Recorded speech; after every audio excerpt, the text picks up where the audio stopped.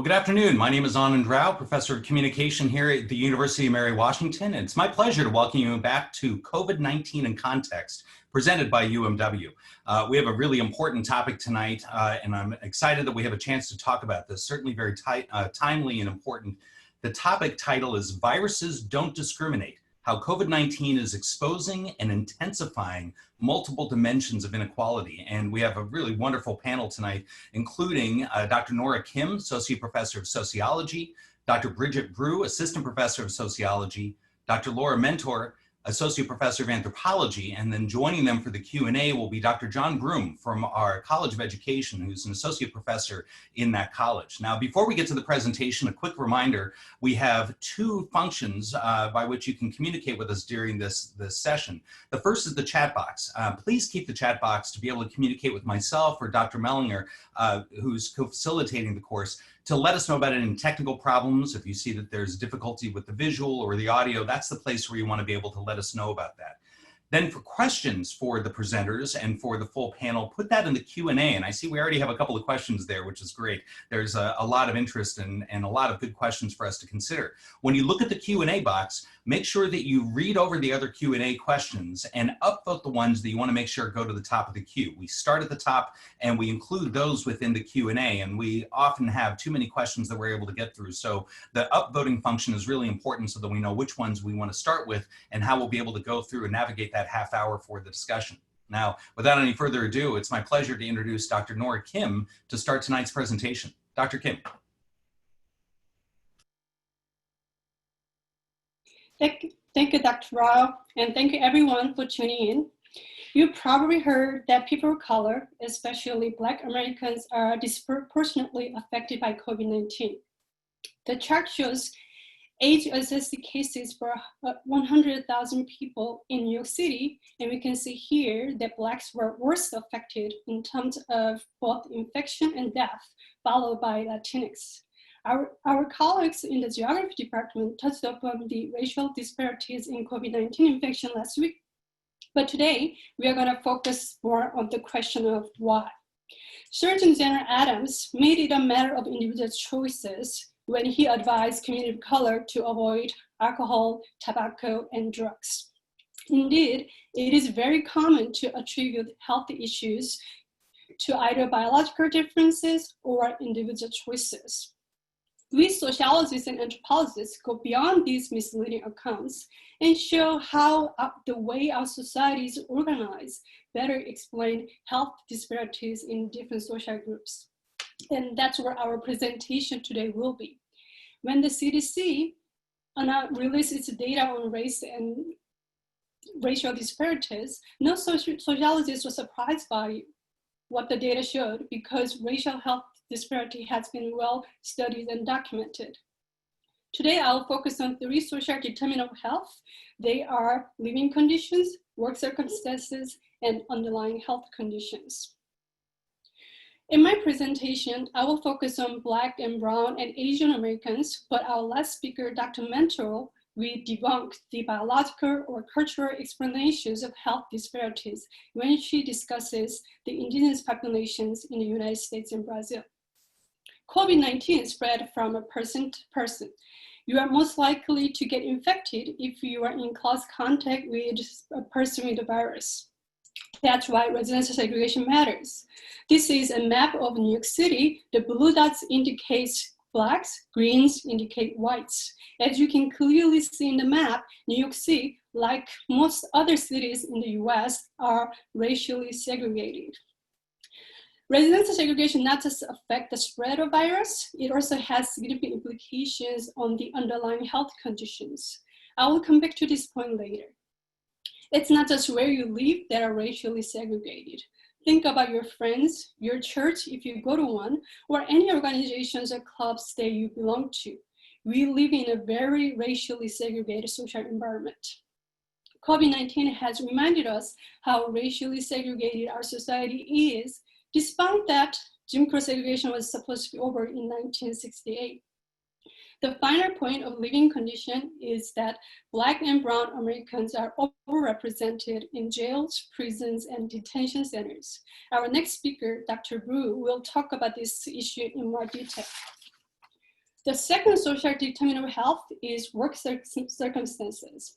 As you can see in this paragraph, Black and Latinx Americans are disproportionately represented in production, transportation, and sales occupation. They are the so-called essential workers who have to put themselves in so that we can shelter in place. Indeed, 58% of agricultural and 42% of meatpacking workforce are Latinx, and 30% of direct care, which is long-term care facilities, and 13% of meatpacking workforces are Blacks. On the other hand, only 16 and about 20% of Latinx and Black workers respectively can telework, and these workers often lack paid sick leave. The third social determinant of health is underlying health conditions. Social is very unique to the United States compared to any other industrialized countries. Is this lack of healthcare. This is 2010 data of healthcare coverage by race. Latinx have the highest percentage of uninsured, followed by Blacks. Also note the high percentage of not insured among Native American population. Dr. Mento will talk about this in more detail later. This graph here shows the changes in uninsured from 2010 to 2018. As you can see here, the Affordable Care Act has a tangible effect on providing healthcare coverage to marginalized populations. It is important to note, though, that major impetus in repealing Affordable Care Act has been that it was Obamacare, that Obama was the first Black president, and Affordable Care Act is a handout to Black and Brown Americans. Racism is why US doesn't have a universal health care, and we are seeing the devastating effect of racism during this pandemic. Other social arrangements that affect underlying health condition is residential segregation. Where you live affects your health conditions. You may not have an easy access to grocery store or clinic depending on where you live. And minority neighborhoods are more exposed to toxic substances. Recall the drinking water contamination in Flint, Michigan. It would not have happened in an affluent white city. Sociologists have also documented implicit biases of healthcare providers, which affects the overall quality of healthcare people of color receive. They tend to spend less time with patients of color, and they tend to associate particularly Black patients with being less cooperative, less compliant, and less responsible in a medical context. People of color tend to less trust in medical professionals and tend to avoid visiting doctors. This is because of long history of exploiting Black and brown bodies in the name of medical research, such as the infamous Tuskegee study. A recently published study quantitatively measured the effect of Tuskegee study in increasing mistrust among Black male population. Finally, dealing with racism every single day surely has an effect on one's mental and physical health. If you don't have to think about your race as you step outside of your house, that means you have that much freedom and that much racial privilege. Racial stigma has direct health consequences in this time of pandemic. Black, especially Black male, have to make tough decisions whether or not to wear a mask. And both decisions can put him in a dangerous situation. Wearing a mask, invoking acting suspicious image, and not wearing a mask, running the risk of spreading and contracting the virus. If we revisit the first graph here, we can see the Asians are the least affected group. Does that mean the Asians are shielded from racism that affects Black and brown Americans? I'd say that racism affects Asians, but in a different way it does Black and brown Americans. Asians are often considered as honorary whites or model minorities, which means they are not as good as white, but better than Blacks and browns. But COVID-19 has shown how feeble and illusionary that honorary white status is. There has been reports of Asians being harassed because of wearing masks and because of not wearing masks, similar to Blacks, damned if you do and damned if you don't kind of way. Actually, the pandemic has revealed the true state of the Asians in the US as forever foreigners and yellow peril. Actually, US history is filled with blaming immigrants for public health crisis. Blaming those who perceive it to be immigrants not only fuels xenophobia and hatreds, but it also distracts us from necessary policy focus. The current administration is using the global pandemic as an excuse to roll out restrictive immigration policies, while it should instead be focusing on testing, tracing, and building trust between the governments and its people. I'd like to conclude my personal presentation by highlighting the effect of systematic racism on health disparities. It's easy to understand why rich people are healthier. They can afford better healthcare and they can eat healthy food. And white people are in general wealthier than racial and ethnic minorities because systematic racism that led to and sustained through residential and occupational segregation. Some of the examples of systematic racism include obviously the slavery and the Jim Crow segregation, but also GI Bills, redlining, and the list goes on. Systematic racism the effect of systematic racism goes beyond just creating wealth disparities. Systematic racism creates what scholars call racial differences in flexible resources. Flexible resources include sense of autonomy, social support groups, and freedom. Think about Christian Cooper, whose freedom to the bird watching at a public park ended up with a traumatic encounter. Think about Ahmaud Arbery, whose freedom to run in his neighborhood ended up getting him murdered. Think of all those Black, brown, and Asian people who never got a second chance because of the color of their skin. Racism is literally sickening and killing people of color in the US, and the COVID-19 has put a magnifying glass on this ongoing problem. We should not turn our eyes away from this reality this time. Thank you for listening. And here is a list of sources and suggested readings. Now I will hand it over to Dr. Brew.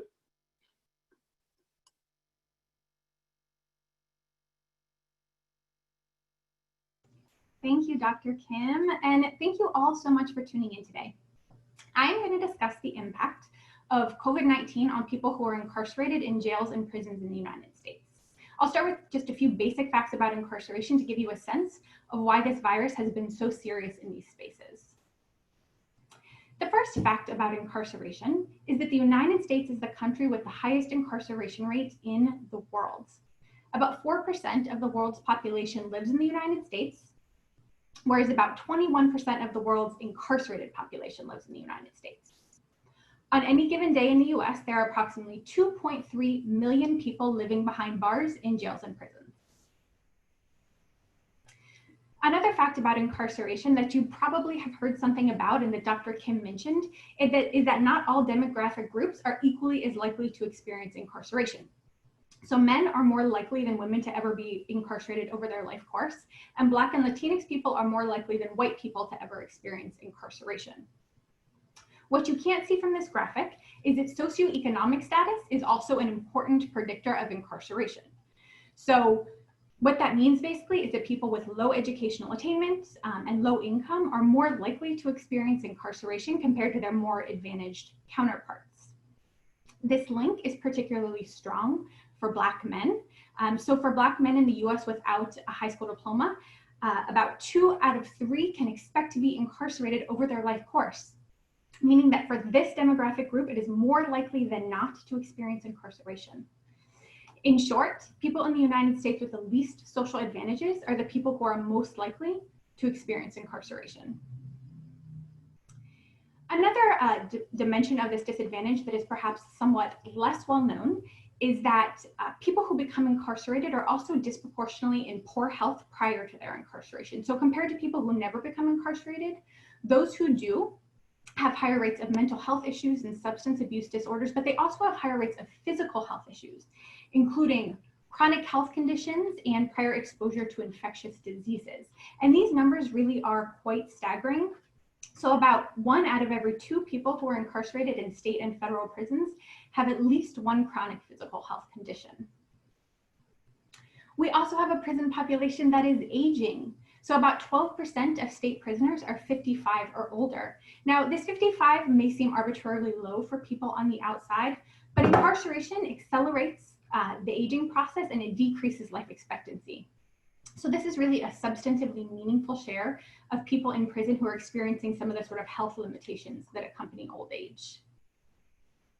It's also important to know about the daily lives of people during their incarceration. So we have massive complexity in our system, and no two facilities are the same. I'm not going to be able to talk about any of the complexity.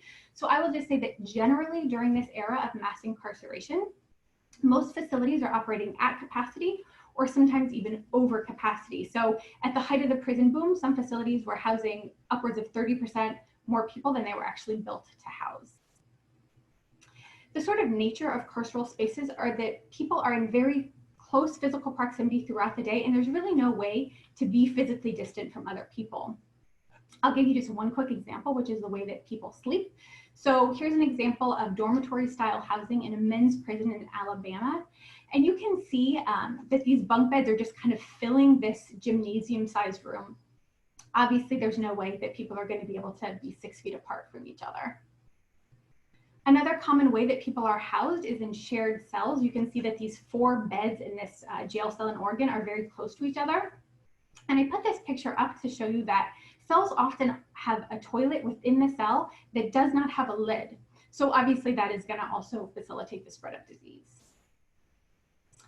Despite these close living quarters, most incarcerated people are not guaranteed access to even the most basic cleaning and hygiene products, sometimes even including soap and water.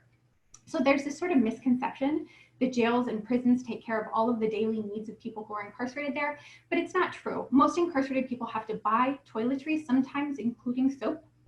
And that can be difficult, both in access and in cost. So the average wage of incarcerated workers is about 63 cents per hour. So we know that washing hands with soap and water kills COVID-19, but even that most basic precaution can be difficult for people who are incarcerated. For people who do become ill or who have an underlying condition, remember 50% of people in prisons have at least one chronic health condition. Medical care is available in jails and prisons, but it's also difficult to access. And in some cases, it's been shown to be pretty low quality. And really, regardless of the quality, jail and prison medical care is simply not designed to deal with large numbers of people who are simultaneously ill. So what happens when COVID-19 is introduced into this environment is that we end up with both a public health crisis and a social justice crisis. So this is a public health crisis because of the high infection and mortality rates for people who are incarcerated in jails and prisons, as well as for people who work in jails and prisons. By early July, over 57,000 people living in prisons and over 12,000 prison employees had tested positive for COVID-19. These numbers don't even include jails, so it's obviously higher when we include jail statistics. Of the largest COVID-19 clusters in the United States, 9 of the top 10 are linked to correctional facilities. You may have heard about Marion Correctional Institution in Ohio. They decided to test all of the incarcerated people, and they found that almost 80% of them had COVID-19, despite the fact that many of them were asymptomatic at the time. And in fact, the infection rate was so high amongst correctional officers that they had to call in the National Guard to help temporarily staff the prison. To be clear, this public health crisis does not stop at the prison gates. High infection rates within facilities lead to high infection rates outside of facilities too. Punishment practices in the US are hidden from outsiders, which creates this kind of illusion that incarcerated people are completely separate from the outside world. Again, this is not true. So people enter and exit facilities all the time. They can be sentenced and released. There's also transfers between facilities. This is particularly true in jail, where there's a high turnover rate of people who are in jails. And then jail and prison employees are entering and exiting facilities every single day. So all of these people are embedded in larger networks, meaning that as soon as a contagious disease is introduced into a facility, it's almost impossible to stop its spread both within the prison walls and beyond. This is a social justice crisis because the punishment of incarceration is meant to be the loss of freedom. For most people, the temporary loss of freedom, not the loss of health, and certainly not the loss of life.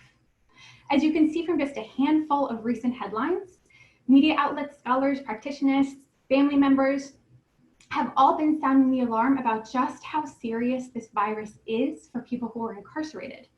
Some incarcerated people themselves have risked additional punishment by posting videos online taken with contraband cell phones to sort of show how dire the conditions are where they're being held. This crisis is very much still unfolding. We are nowhere near the end of that, but obviously it has garnered some attention. So there are two sort of broad strategies that have been used so far to help slow the spread of COVID-19 in carceral spaces. The first broad strategy is at a facility level. These strategies are really designed to just help reduce movement within facilities. So what this looks like on the ground for incarcerated people is that it looks like lockdown.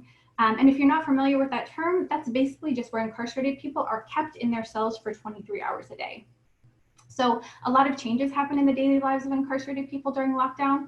A major one is that visitors are not allowed into facilities. So no friends, no families, in some instances, no legal representatives either. Additionally, people who come in to offer programming such as education no longer come into the facilities. We've heard during this pandemic that some people are being offered fewer daily meals to reduce movement to and from the cafeteria. Similarly, some people are reporting reduced access to the showers. So you can probably gather from this list that even if these strategies help reduce the spread of COVID-19, they have pretty negative consequences for the well-being of incarcerated people. Suicide rates in jails and prisons, particularly jails, are much higher than they are in the outside world. So this lack of access to loved ones, coupled with these strict internal restrictions, potentially has very high costs. The other sort of broad set of strategies that are being used to help stop the spread of COVID-19 in carceral spaces are happening above the facility level. So I'm just going to call these policy level strategies. And these are much more radical. These strategies are designed to have fewer people behind bars. This obviously would expose fewer people to COVID-19 when it's in a facility, but also it would allow people who need to remain incarcerated more room to socially distance. So there's a few ways that we can have fewer people behind bars. One way is if we admit less people, mostly into jails. So particularly towards the beginning of the pandemic, some jurisdictions had lower arrest rates than is normal for that time of year. This is not true across the board. Obviously, we've seen that a lot of protesters have been arrested in the last month. It's also possible to sentence people to an alternative to incarceration, particularly people who are convicted of misdemeanor offenses. So they could do probation or they could do house arrest instead of actually coming into a jail. The other major push is this process of decarceration, and that is basically just getting people out who are currently incarcerated. So this also happens a few ways. In the United States, a little more than a quarter of people on any given day who are incarcerated in jail. And of the people in jail, the majority are awaiting trial, meaning that they have been charged with a crime, but they have not been convicted of a crime. One reason that we have such high numbers of pretrial detainees in the United States is because of our cash bail system. So in some jurisdictions, people who are awaiting trial are eligible for bail, but cannot afford bail, have been released pending their trial. At a prison level, some state prison systems and the federal prison system have used sort of emergency measures to increase the speed and availability of compassionate release programs. And compassionate release, that's a program that most states and the federal government have for people who are very close to death. But in this case, it's being used as kind of a preemptive measure to release people who could become very ill or die from COVID-19. So these policy level strategies are really a profound departure from the status quo in criminal justice practices. So I want to end by echoing what was said a few weeks ago during the session on the impacts of COVID-19 on climate change. First, this is undoubtedly a humanitarian crisis for the medically and socially vulnerable people who are incarcerated in jail and prisons, and for the people who work there, and for all of their families and friends, as well as the surrounding communities, the communities that the prisons are embedded in. Nobody would wish this on these spaces. And also, this is a very rare time when the public eye is on what's happening within criminal justice institutions. When people on the outside are realizing how intertwined their own fates are with the fates of people who are incarcerated. So in the United States, in the last few years, we've kind of slowly started this process of rethinking the policies and the practices that got us to this state of mass incarceration. But what this pandemic has the potential to do is create this shock to the system that could create not only immediate changes, but also perhaps even lasting changes in the number of people who we incarcerate, the length of time that we incarcerate them, and the conditions in which they are confined. I'll leave you with just a short list of resources about COVID-19 in carceral spaces. I encourage you to reach out if you want to talk about more, and I will now pass the presentation on to my colleague, Dr. Mentor.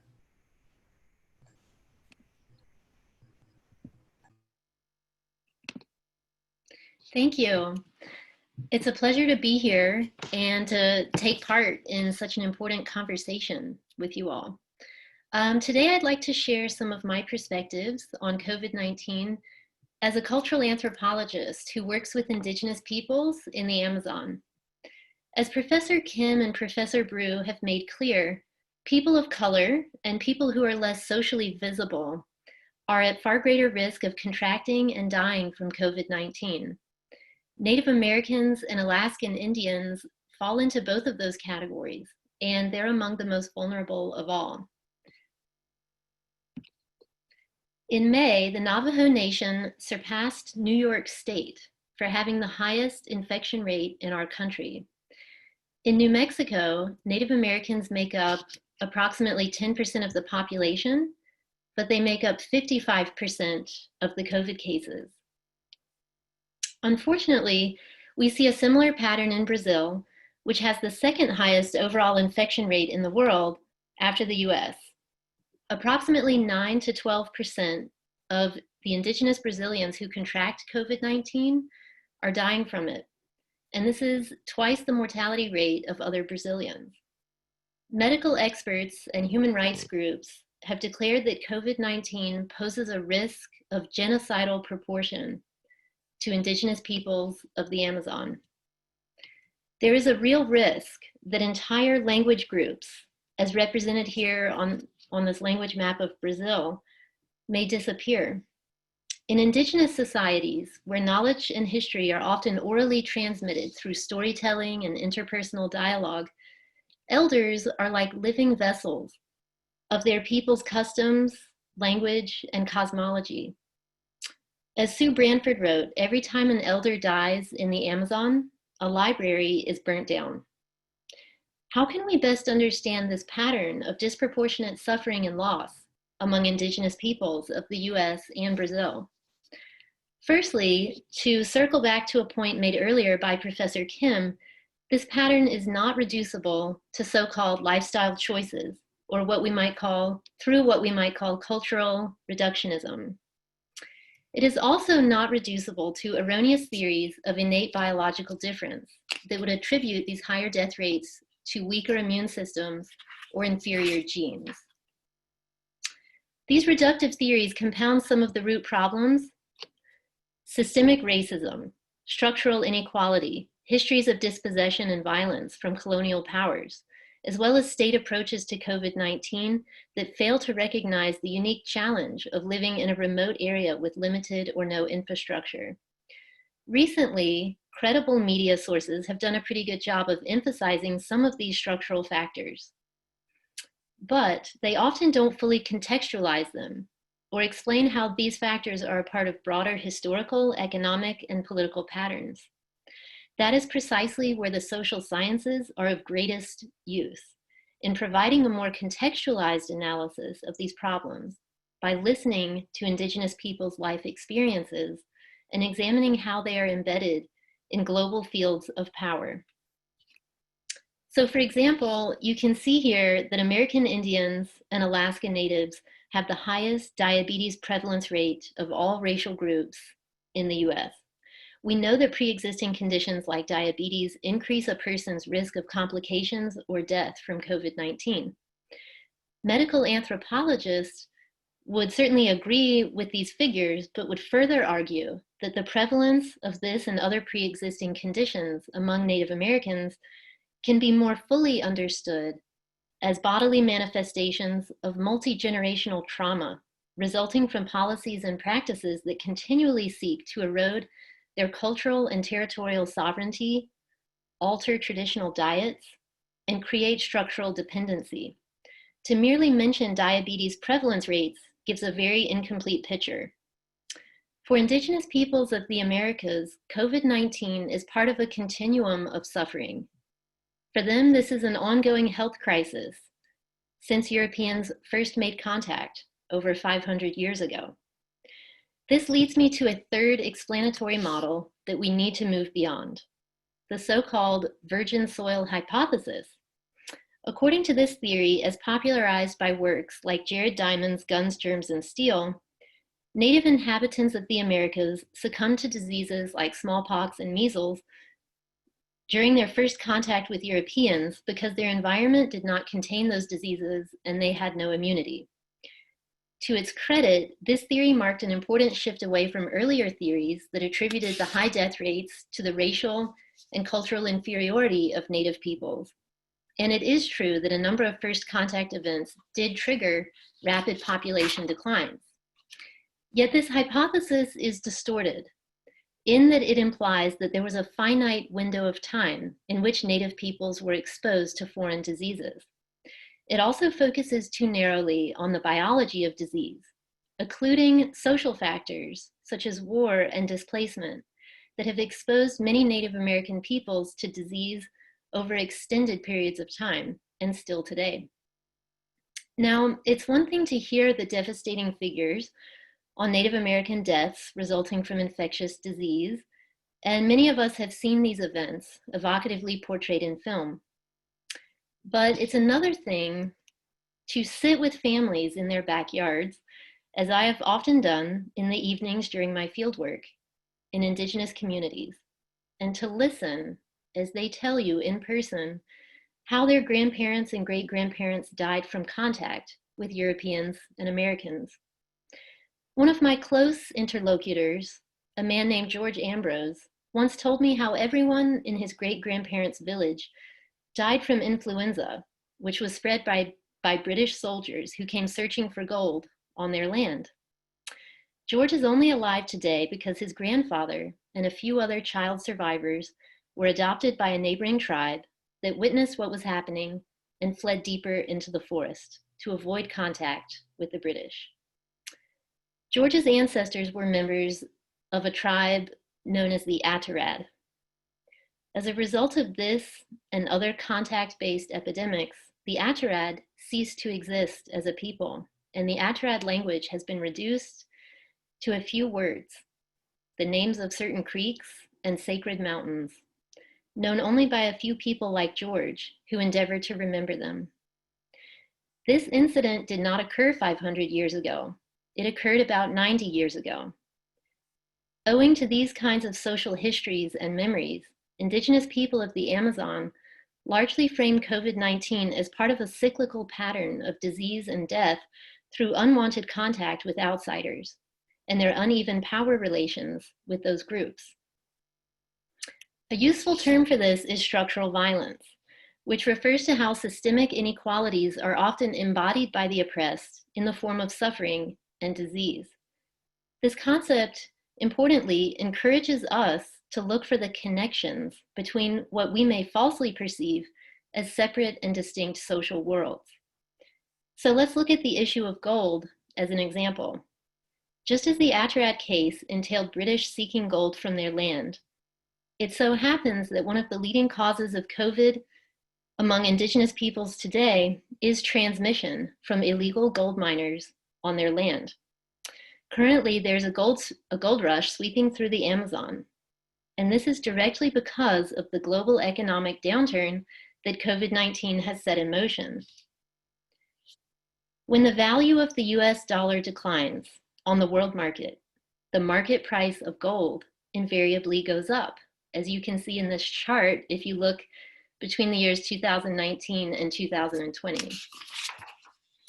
To make a very long story short, our current experience of job losses and the tightening of our household budgets here in the US is directly linked to the increase in gold mining activity in the Amazon. On the other end of our dwindling 401ks and our property values, I want you to envision communities of Indigenous people whose bodies are being exposed in new and yet not at all new ways to this deadly disease. This brings us together in the most horrible way, but it speaks powerfully to the fact that we are more connected than you may have imagined.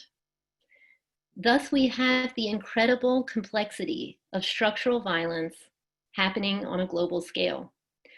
These are systemic problems that complicate the attribution of blame and have no straightforward solution. I often worry that when I present these sorts of global entanglements to students in my classes, they may feel a sense of hopelessness. So as I often do with them, let me end with you on a somewhat different note. Over the centuries that anthropologists have been studying the human condition, we've arrived at some interesting insights into human resiliency. We have a remarkable capacity as a species to not only adapt, but to find ways of overcoming and thriving in the face of suffering. In what is ultimately a shared history of repeated episodes of disease, war, famine, and environmental disaster. What is at the core of this resiliency? What are the common tools that we find when we look comparatively from one society and one time period to another? You may be thinking I'm going to tell you about some mechanical device, a weapon perhaps, but in fact, the greatest resource that supports our resiliency is of a moral rather than a material quality. For lack of a better term, let's call it our capacity for altruism, the belief in or practice of selfless concern for the well-being of others. A clear pattern of altruistic behavior runs throughout the course of our human existence, where people as collectives have repeatedly made a choice to care for others rather than to act out of brute self-interest and personal gain. While it may be hard to identify this ethos in our own society today, rest assured that it does still permeate throughout our lives and in other societies that we can learn from, not least of all, the Indigenous peoples of the Americas. The social dynamics of acting in altruistic ways are often framed in anthropology in terms of the concept of the gift, that which contains a part of the giver. This clearly traces back to the principle of sacrifice as featured in many world religions. The gift is not simply a matter of selfless generosity, but rather the response that it triggers within the person on the receiving end. When someone is given something that contributes to their well-being and contains an element of its giver, this often elicits feelings of moral indebtedness, a sense of obligation to give back in return. This dynamic, known as reciprocity, is the bedrock of human solidarity. It gives way to strong family systems, social networks, cooperative groups, and in some cases, entire human societies, particularly Indigenous societies, whose economies traditionally operated on the basis of ceremonial exchange. This mechanism builds trust and creates conditions of safety and security. These are the conditions that humans need in order to be healthy, creative, and to reach their fuller potential. When gift exchange becomes institutionalized, it creates what we call structures of reciprocity. And these structures, I suggest, are the source of an age-old human strategy for resiliency in the face of disaster. A beautiful example of this can be seen in an online COVID relief fund for the Navajo and Hopi nations. This fundraiser quickly drew the attention of journalists when it was discovered that it was initiated by an Irish woman and that people from Ireland were donating tens of thousands of dollars. What do you think triggered this incredible display of generosity between people who'd never met each other?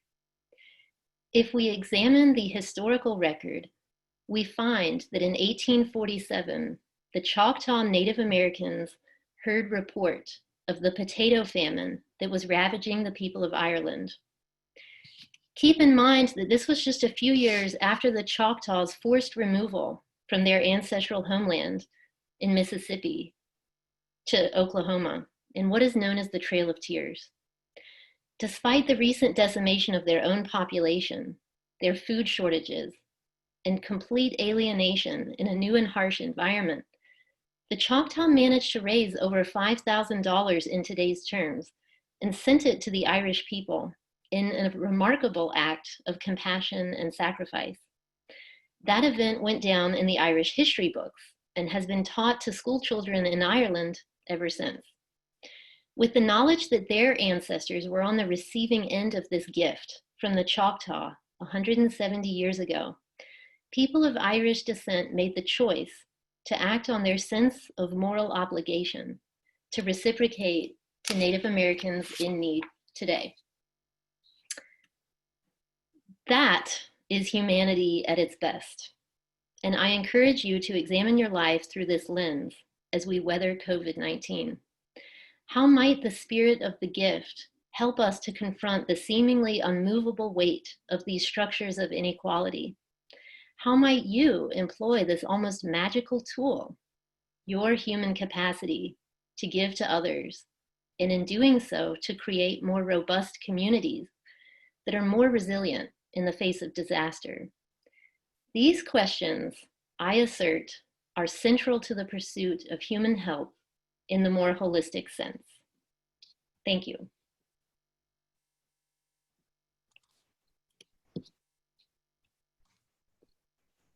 All right, thank you very much. Terrific. Dr. Mentor, Dr. Kim, Dr. Brew, thanks a lot for that. I'd like to turn to the Q&A now. I'm Keith Mellinger, Dean for the College of Arts and Sciences, and I'd like to welcome our colleague from the College of Education now, Dr. John Broom, who's joining us for the Q&A. And I thought it might be good to start out the Q&A with a question for Dr. Broom. We'll put him to work right away here. So one of the questions that came in deals with something that happened in a school. And so I thought you might be a good person to respond to this. And it's from an anonymous attendee here, but in the school district where this person teaches, the school board members were split on their decision directly corresponding to their race. And the decision was about bringing the students back. And the split went in such a way that the white members wanted children to go back to in-person schooling. The board members, who were people of color, were against it. And presumably that could have been because of a better recognition of the impact that it could have on the students who are of color. And so I guess, there is, of course, an example here about something happening in the school districts, but I think that the question is a little broader than just what's happening in schools. The question is really about how does a social scientist move beyond the research into what you can do to directly impact change of policy, especially at a local level like that. Is that something that you could speak to a little bit, Dr. Broom? Yeah, I can speak to it briefly, and I appreciate being on the call today in the class. One, I can't speak to the situation because I don't know the instances by which we have voting based on race and like, but something we do need to think about is that people are trying to make sense of the opportunities for their families and their lives. That cuts across many intersections of identity, class, and gender, as well as race. But I think to go specifically to the question here in talking about the connection, universities and researchers can do a better job building partnerships and doing more community-based practice in working with communities to reach out and to do research, specifically with local school districts, in terms of how our work impacts our areas. Colleges or education more naturally do this because we work more with local school districts than the night.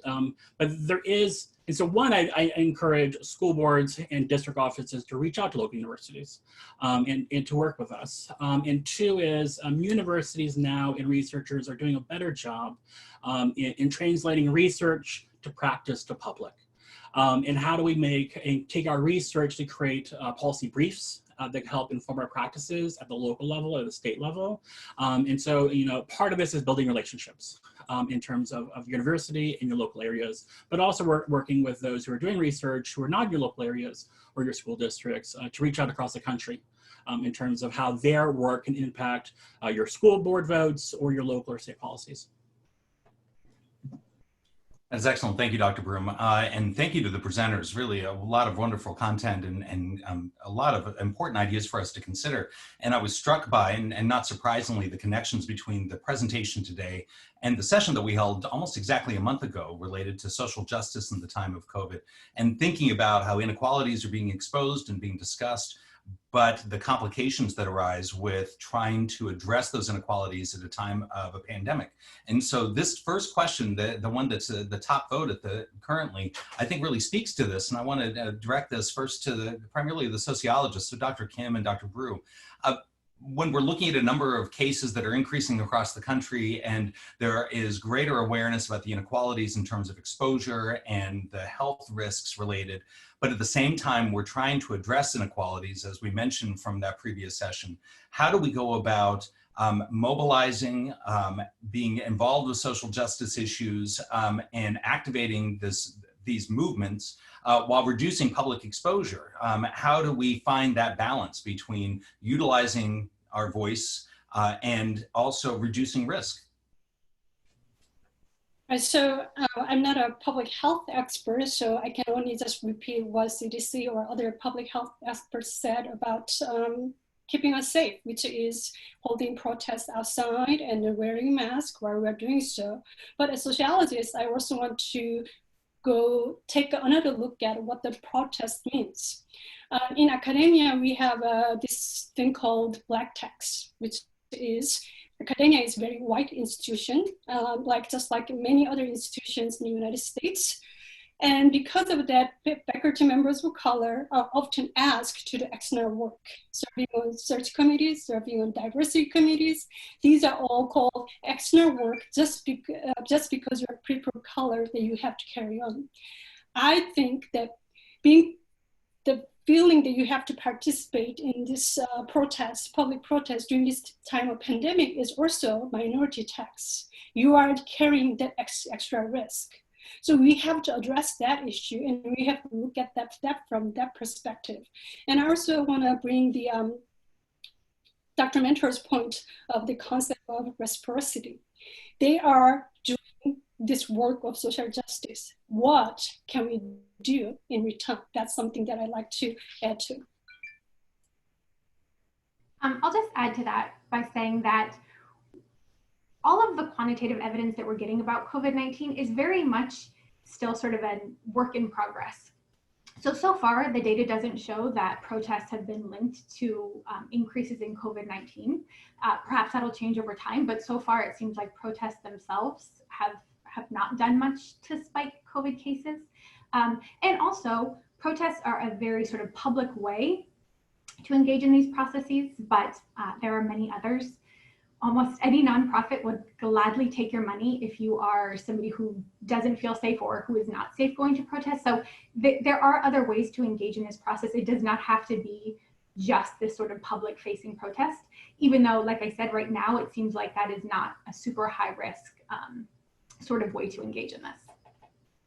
Right, that's a really good point. The next question that we have really ties in very closely to some of the things that we're already discussing here, but I'd like to open it up to Dr. Mentor a little bit here. So let me read the question for you and get your perspective. Epidemiologists recently said that protests should not be considered a risk, yet in the same open letter said localities should prepare for increased cases of COVID after protests, something that we were just talking about. In an effort to avoid profiling, Lincoln County, Oregon initially exempted people of color from mask requirements. Both are instances of good intentions, but doesn't this sort of paternalism only threaten to expose more people of color to the risks of COVID, which people of color already are disproportionately exposed to? I think that's an outstanding question. It's a bit out of my area of expertise, but just as a member of the public and as an anthropologist, I mean, those moments, I mean, honestly, for me, it really goes back to what Dr. Kim was saying about the race tax and how sometimes even with the best of intentions, policies and recommendations can place these uneven kinds of burden just in the sort of ambiguity that they create.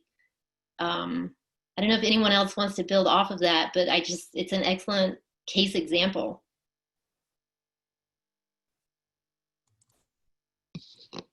Dr. Brew, do you maybe have anything to add to that? I don't have much to add. I would say that in the social sciences, something that we're really interested in, as Dr. Kim mentioned, is really thinking about the structures that impact outcomes for people more than just individual decision making. So oftentimes we see these sort of interactions happening at an individual level where people of color are disparaged for or for not wearing a mask, depending on the circumstance. But it's really important to sort of bump it up a level and try to think about the structures that have created these racial inequalities to try to address it there, instead of thinking just about this person did or this person didn't wear a mask. Yeah, a point that Dr. Rao made a few minutes ago is we're seeing a lot of connections to other things. I'm thinking about the presentation by Betsy Lewis and Marcel Rotter about the the reactions across the globe to this sort of thing. But anyway, let's move on. Excellent. Yeah, it's wonderful to see these connections and to see how some of the pieces fit together, but raise also other important questions. The next question that I'm really interested to see how you all respond to has to do with, it's kind of a meta question about the presentations themselves and looking at what's the value of diversity in terms of representation and what does it bring to the way that we're able to discuss certain issues. And so this question asks about having multiple voices and perspectives when speaking to inequality in particular is very critical. And they ask, you know, the panelists have been well qualified in their fields, but could you speak to the fact that there's often a lack of diversity on these panels? And I think throughout the entire course, and I think this certainly ties into something Dr. Kim was talking a bit about, certain experience within academia, but also I think this speaks to a concern about diversity and the value of diversity for broadening that discussion and offering different representation. And also, how do we go about addressing this? And let me turn it back to Dr. Kim first, because I think this ties into some of the comments you were making to a previous question. Right. So when we talk about, I mention systemic racism quite often throughout my presentation. But when I say systematic, I do not mean just one city, one county, or one school, right? We are talking about society-wide, the entire United States, that racism has been built in. University of Mary Washington is not an example. University of Mary is not an exception. It is a primary white institution where faculty members, most of faculty members are white. So we need to address that, but we cannot just address one particular institution because it is hard. Often I served in many search committees, and just because I'm Asian, I'm asked to serve on a lot of search committees. And oftentimes it is really hard to recruit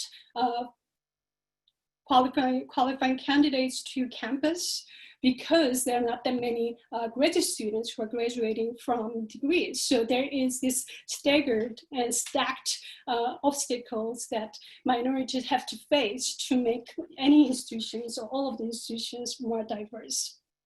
I will stop here and I will let my panelists just talk about the value of diversity. And if there's something that I'd like to add, then I will chime in later. Yeah, I guess, I mean, one thing to add to all of that is, you know, just the culture of institutions of higher education, right? And I think we really need to start having more conversations about who feels comfortable in that culture and questions of belonging, you know, and voice and expertise.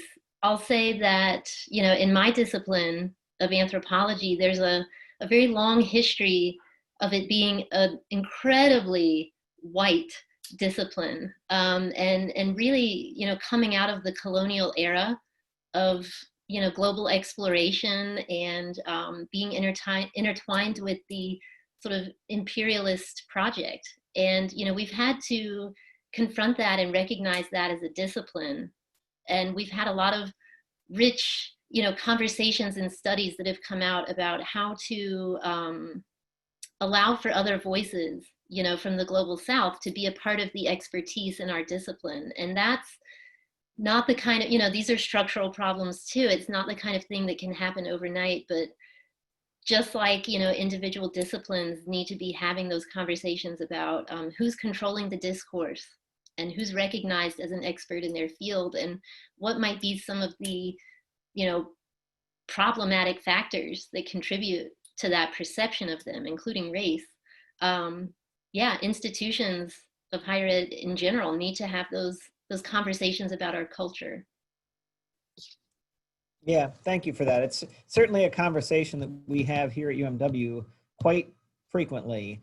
I want to shift gears over here to Dr. Broom again, a question that related to the educational system. And I want to take a moment to just mention that a week from today, we do have our final session for the course, where we will have other members of the College of Education and some local community members as well who work in education joining us for a discussion of that. But turning to Dr. Broom right now, there was a question that came in that made the comparison between incarceration and the public school systems, and I'd say that a little bit tongue in cheek, but you see the similarities between the density of people packed into one building. And, of course, we're going through a process now where schools are considering the possibility of opening and a face-to-face component versus a virtual component.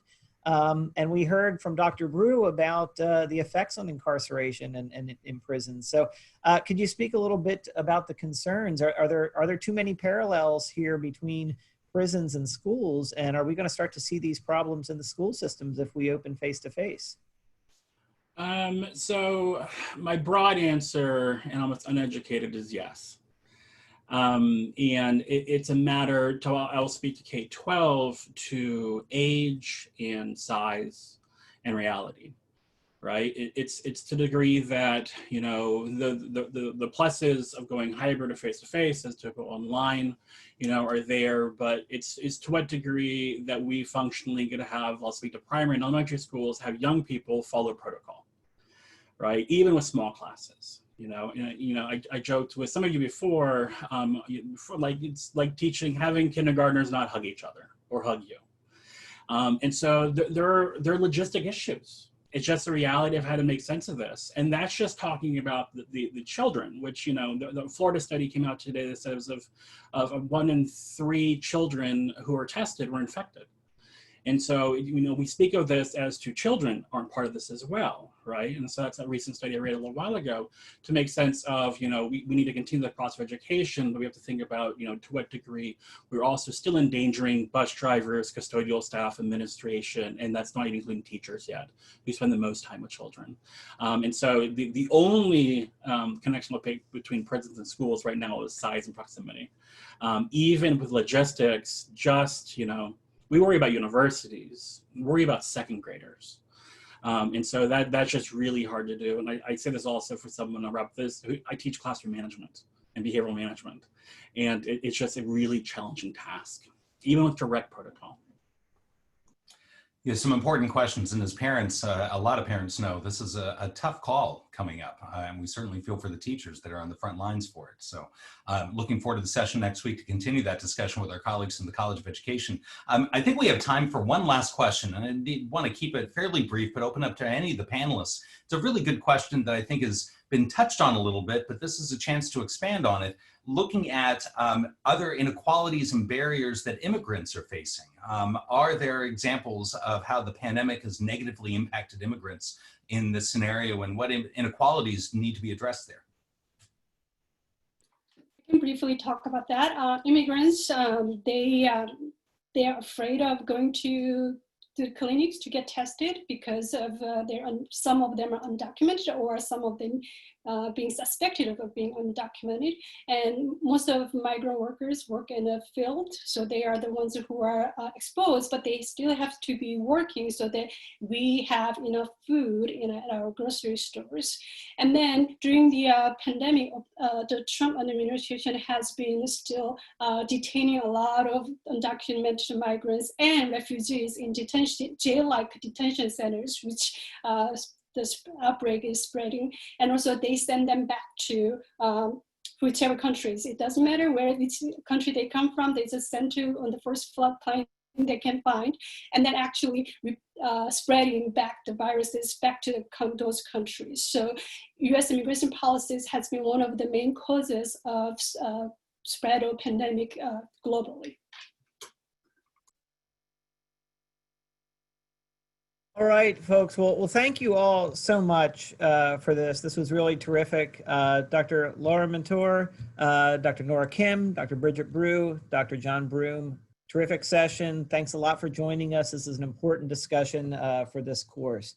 And looking ahead a little bit, next week is the last week of our class. So we're looking forward to celebrating the last week of the class. Monday, stress, coping, risk management. These are things that we're all dealing with right now. We have a lot of stress. And here to talk to us about those things are two of our terrific faculty in the Department of Psychological Science, Dr. Miriam Liss and Dr. David Rettinger. So that's Monday. Wednesday, we get to talk about education some more. And joining us on Wednesday are Dean Pete Kelly, my colleague in the College of Education. And together with him is Princess Moss, the Secretary Treasurer for the National Education Association, and Dr. Melanie K. Wyatt, Director of Human Resources at Spotsylvania County Schools. So we have three terrific panelists on Wednesday as well. So it's going to be a great week. We look forward to you joining us. Students, don't forget that you do have a final paper to write, and I've put some information on Canvas for you for that. If you have any questions, feel free to send those to Dr. Rao or myself, and we'll give you some assistance as you're working on those. So thanks to the panelists once again, and thanks for a great session. We'll see y'all next week for week 8 of COVID-19 in Context. Have a great evening. Bye-bye.